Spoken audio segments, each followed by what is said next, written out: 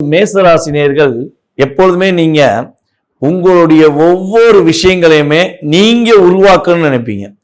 உங்களுடைய மனசை என்ன நினைக்கீங்களோ அந்த விஷயங்களை தைரியமா தன்னம்பிக்கையுடன் செய்வீங்க. இயல்பாகவே அதிகமா பாசம் வைக்கிறது கிடையாது. ஆனா பாசம் வச்சுட்டீங்கன்னா உங்களை மாதிரி பாசம் வைக்கிற யாருமே கிடையாதுன்னு கூட சொல்லலாம். ஏன்னா நீங்க ஒரு இன்வால்மெண்ட்டுக்குள்ள போக மாட்டீங்க. என்ன செய்ய போற, எப்படி இருக்குன்னு நினைக்க, நான் இப்படித்தான் இருப்பேன், நீ எப்படி வேணாலும் இருந்துக்கும் அப்படின்னு சொல்லி சொல்லக்கூடிய வார்த்தைகள் உங்கள்கிட்ட அதிகமாக இருக்கும்.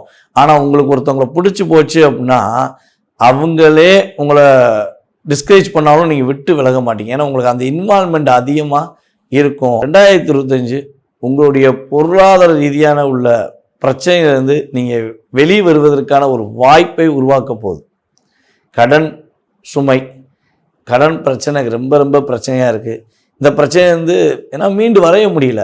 நான் எவ்வளோதான் கஷ்டப்படுறேன், ஹார்ட் ஒர்க் நல்லா பண்ணுறேன், ஆனால் என்னால் அந்த கடனை அடைச்சி கடன் இல்லாமல் இருக்க முடியலையே, நான் என்ன பண்ணுவேன் அப்படின்னு வருத்தப்படுற உங்களுக்கு இந்த வருடத்தில் கடன் சுமைகள் உறுதியாக குறைவதற்கான வாய்ப்புகள் நல்லா இருக்குங்க.